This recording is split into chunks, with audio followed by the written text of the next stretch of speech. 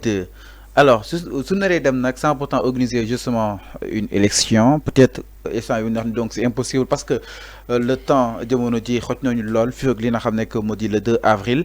Alors mais ñu gis ni Sidiki Kaba mu ne su nekkee Macky mooy dem dans ce cas de figure mën nañ jàpp ni dañuy reprendre li nga xam ne que moo di wala kon dañuy reprendre le processus. Ce fait que l'Assemblée nationale di ñëw mais si toutefois Macky continue ba li nga xam ne que moo di justement le 2 juin mën nañ assister à une continuité justement du processus là aussi cadre yu Sidiki Kaba yi naka nu koy daal analyser concrètement. Bon, mon Sidiki Kaba, je le vois comme un partisan qui cherche uniquement à vouloir que coûte son président mu nekk fii en tout cas ba balaa beneen président. Mais man li ma yaakaar te mu gën a probable fàllu maanaam président.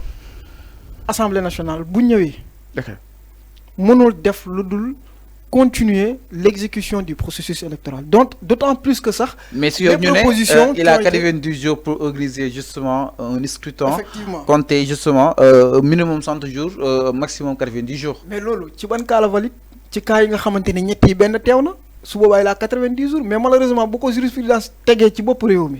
Ce qui fait que moom dafa am loo xamante ne da koy mais si Macky démissionne. Le Le 1er avril. Si Macky démissionne. Le 1er avril. Il y a une probabilité. Ok. Il peut rallonger le mandat. Là, il sera dans la légalité, dans la Constitution. Nous prolonger à l'intervalle de 90 jours. Maintenant, nous avons 2 juin, nous mois de juillet. C'est la probabilité. Comme aussi, je pense que ce qui est probable, c'est que nous avons en tout cas, c'est les acteurs politiques qui ont décidé. Ça va amener moins de conflits et moins de débats. Parce que si nous avons le président de l'Assemblée nationale, nous allons reprendre aussi problème lay dur.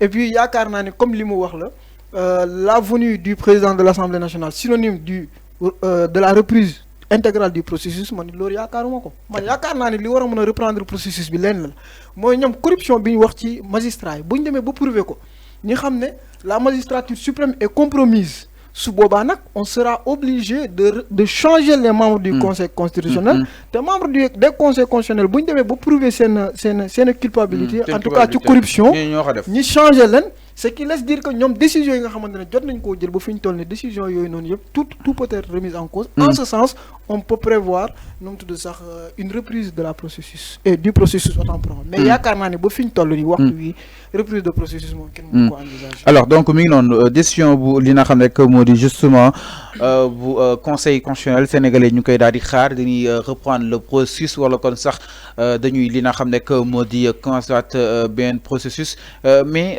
par rapport ak li nga xam ne que moo di justement si wàllu woowu noonu ñu ëpp jàpp neen au-delà du 25 février les 19 candidats ne sont plus valables. Non, ils sont valables. Xam nga lu ils sont valables.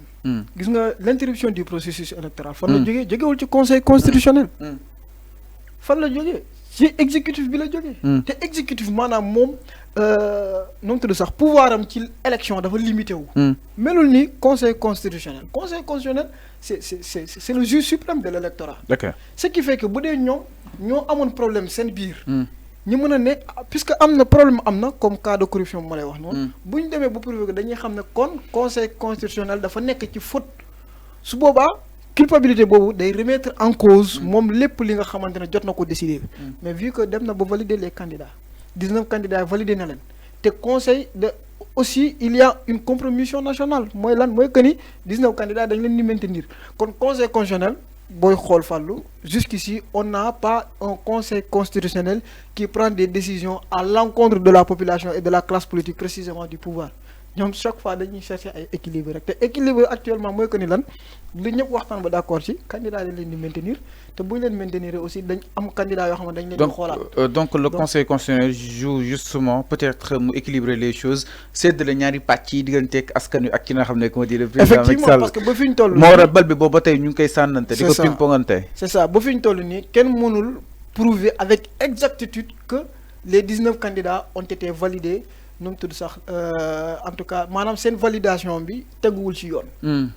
bu ñu demee ba prouver loolu noonu rek su boobaa mën nañu ne puisque am na candidat yoo xamante ne seeni candidature jàll na ci anam yoo xamante ne baaxul ñi génnee leen ci anam yu baaxul ñi dem ba prouver loolu yëpp prouver aussi nu mu tudd sax.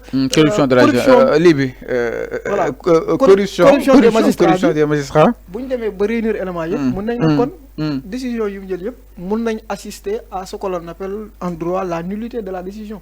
mais puisque loolu amul ma yaakaar ne fu mu ne nii la reprise en tout cas du processus ne saurait en tout cas éliminer tous ces candidats là pour reprendre processus à zéro xam nga ñan ñoo bëgg processus bi mu reprendre. ok ñan mooy ñoo xamante ne dañoo ànd ak nguur gi. ñu yaakaar ni am na candidats yoo xam ne ils sont nuisibles à leurs avancées. tels que des candidats du PASTEF en tout cas Bassirou Diomaye Faye ak ñeneen ak ñeneen ñoom Habib Sy ñu yaakaar ni ñooñu xëy na en tout cas bu ñu bokkee ci langue yi day minimiser seen chance de gagner. Et puis bon dans tous les cas les Sénégalais ne sont pas là à voir qui doit participer qui ne doit pas participer li ñu intéressé mooy que ni lan ci ñi participer yow kan moo la ci doy. Il faut pas aussi vouloir conditionner le choix des Sénégalais. Vouloir tout le temps aussi faire ce système de filtration là nga xamante ne teguwul ci constitution teguwul ci dara. Mais par rapport à la date ñoom jàpp ne li nga xam ne que moo di le 2 juin ñu ne le conseil constitutionnel su ànd dafay déduire li nga xam ne que moo di boppam parce que ñu ne conseil constitutionnel dafa waxoon que ni président Macky Sall organiser élection parce que à partir du 2 mënul nekk li nga xam ne que moo di justement président nekkatu ko donc on sous-entend par là que ni conseil constitutionnel dafa sàkku pour ñu daal di amal élection digganteeg li nga xam ne que moo di le 16 bi nga xam ne itam génn na décision ba li nga xam ne que moo di digganteeg le 16 ba le 2 avril. Alors là aussi mu doon ñaari décret yi nga xam ni itam président Macky Sall benn bi la li nga xam ne que moo di abrogé mooy décret bi woon sénégalais si urne yi mais abrogé wu li nga xam ne que moo di date bi ñu bëri sax jàpp ni le conseil constitutionnel dans sa décision moom moo annulé li nga xam ne que moo di date bi parce que moo waxoon que ni nous sommes dans l'impossibilité justement de tenir les élections le 25 février alors le conseil constitutionnel dafa annulé ba pare te tegaatu dara si loxoy askan wi est-ce que aussi su nangoo le 2 juin bi du nekk di dire boppam que ni digganteeg le 16 boobu mu ko yëkkati jàpp le 2 avril la daal di sàkku pour daal di amal élection yi entre temps. Bon gis nga conseil constitutionnel d'abord li mu njëkk def maanaam mën nañ ne double jeu la. Double jeu en ce sens où ñun ñu ngi doon xaar benn conseil constitutionnel boo xamante ne non seulement day rejeter le décret présidentiel. Aussi da koy tënk ci délai maanaam délai bi mooy que ni organiser élection avant le 2 juin le 2 avril. Là on attendait le conseil constitutionnel préciser le timing maanaam wan Macky Sall ni mënoo fee organiser élection au-delà de ton mandat. Mais maintenant puisque moom dafa ne Macky Sall lii nga bëgg a def mënatul nekk parce que c'est anticonstitutionnel. Donc du coup ñu ngi lay bàyyi nga dem waxtaan ak nit ñi waxtaan moom moo ko sant waxtaan na léegi andi na date. Donc conseil constitutionnel il ne peut que se conformer. Donc jàppoon si loolu conseil constitutionnel a été élégant de laisser justement ce sort à Macky Sall pour mu daal di tànn date. J'appelle pas ça de l'élégance. Je pensais que le conseil constitutionnel boo xoolee sax le conseil constitutionnel ci lettre am dafa ne nous invitons. Maanaam ils ont invité à Macky Sall de choisir une date dans les meilleurs délais. Donc da nga jàpp ni ils n'ont pas fait d'exigence de responsabilité. Ils devaient exiger la tenue des élections avant le 2 avril. Mais malheureusement fi ñu toll nii mënatul nekk. Donc dañ gis ne Macky Sall li mu bëggoon muy repousser te indirectement le conseil constitutionnel a accepté le nu mu tudd sax cette poussée des élections. nangu na ko mu ne ko demal nga waxtaan. nangu nañ ni léegi bon nee nga ni élection kenn du ko organiser le 25 février. léegi nangu nañ la ko léegi nag demal nga waxtaan te Macky Sall bu mu doon reporter élection yi dafa ne day dem waxtaan. Le conseil constitutionnel est revenu avec d'autres mots en d'autres termes pour dire exactement ce que Macky Sall a dit. Peut-être que ñoom loo xamante ne bañ nañ ko mooy li nga xamante ne assemblée moo ko voté. ni élection na dem ba le 15 décembre. loolu conseil constitutionnel bañ na ko mais ma yaakaar ne fu mu ne nii on est dans une situation de crise li ñuy naan dans une situation exceptionnelle il faut des mesures exceptionnelles. Alors.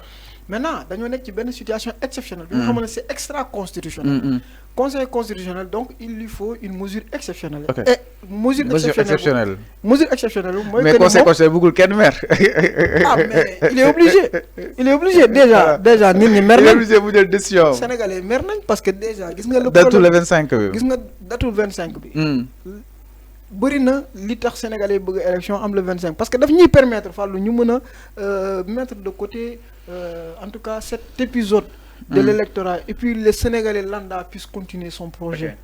loolu aussi c'était un objectif parce qu'aussi il y a pas que la politique au Sénégal et tant que les questions politiques demeurent avec une tension donc des crises politiques peuvent être probables te crise politique mooy loo xamante ne bu amee rek day gàllankoor lu bëri ñu war a xëy duñ mën a xëy ñaanuñ ko yàlla état de siège sax xaj na ci donc élection nga xamante ni bëggoon nañ mu am parce que daf ñuy permettre ñu mën a en tout cas mettre cet épisode de l'élection présidentielle de côté et puis ñu mën a avancer ma yaakaar ne conseil constitutionnel face à tout ça je le vois en tout cas dans un processus de confirmer la date du 2 juin alors mu nekk lu am solo exactement alors ma daal di ñëw si li nga xam ne moo di dialogue bi